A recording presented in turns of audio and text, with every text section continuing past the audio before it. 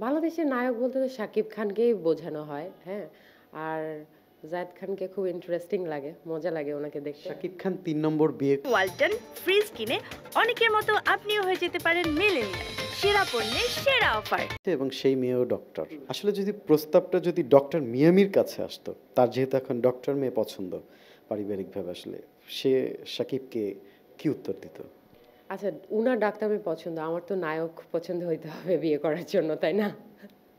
So আসলে সিনেমার নায়করা ওই সিনেমাতে স্ক্রিনে ভালো লাগে, আমরা রেসপেক্ট করি, ভালোবাসি ওদেরকে। কিন্তু জীবনের নায়ক জিনিসটা না ভিন্ন। সো আমি সবসময় আমি সাধারণ মানুষ। তো আমি একজন সাধারণ মানুষই আমার লাইফে চাই। আর শাকিব খানের জন্য অনেক, অনেক শুভকামনা। উনি ভালোভাবে একজন ডাক্তার মেয়ে বিয়ে করতে যাচ্ছে, ভালোভাবে সংসার করবেন। আশা করি উনি অনেক হ্যাপি হবেন। এবারের যে বিয়েটা উনি করতে যাচ্ছেন ওইটা। শেষ যে প্রেমের প্রস্তাবটা পেয়েছিলেন, কি বলেছিল এবং কেমন ছিল ছেলেটা?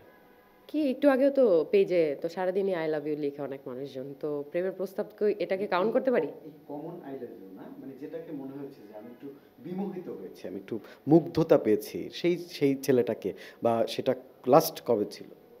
লাস্ট তো আসলে মুগ্ধ হওয়ার মতো এমন কেউ প্রস্তাব দেয়ইনি। যে দেখে মনে করতে পারি যে ওকে এমন একজন আমাকে আসলে খুব একটা প্রেমের প্রস্তাব ওইভাবে আসে না কারো মনে হয়। আসে সারাক্ষণ এমনিতে লিখতে থাকে মানুষজন। বাট ঐরকম কাউকে আসলে আমি খুঁজে পাইনি। আমি ৫ টা নাম বলবো, শেষ সেগমেন্ট। তাদের সম্পর্কে আপনি এক লাইন বলবেন, কোনো বিশ্লেষণ করার সুযোগ নেই, সরাসরি অন টপিক। বুবলি। আ একটু ইন্ট্রোভার্ট, সাদাসিধা মনের মানুষ, চাপা স্বভাবের মানুষ মনে হয়েছে। যতটুকু আমি দেখেছি, আমি উনাকে অত পাইনি।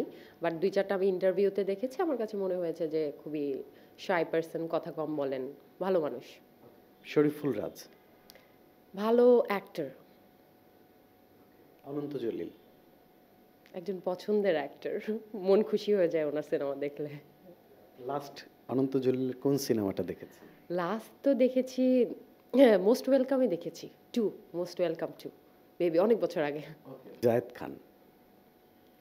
এখন সোশ্যাল মিডিয়া অনেক পপুলার। আর ডিগবাজির কথা মনে পড়ে, উনার কথা মনে হলে। ওকে। এবার আসি আমরা একটু আমাদের শাকিব খান সম্পর্কেই জানি, সুপারস্টার যাকে বলে বাংলাদেশে, তার সম্পর্কে একটু বলেন।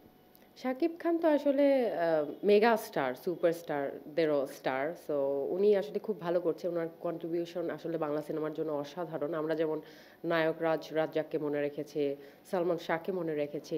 উনাকেও যুগের পর যুগ মানুষ মনে রাখবে। উনার ভালো কর্ম দিয়ে, কাজ দিয়ে এবং এই বাংলা সিনেমায় উনার অবদান মানে অসামান্য।